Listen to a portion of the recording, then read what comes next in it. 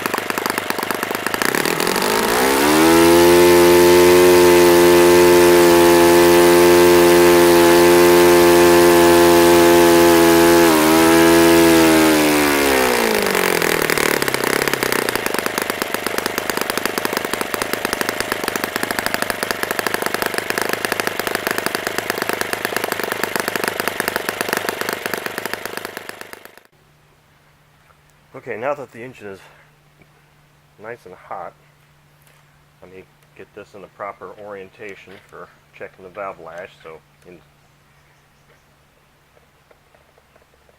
Okay, so obviously my go gauge will work, and the no-go gauge. It kind of slides in a lot easier now. Doesn't seem to slide in the intake valve, but it slid in this exhaust valve, so must have just been a hair of difference between those two settings. Okay, so this was somewhat of a challenging video to shoot because of this.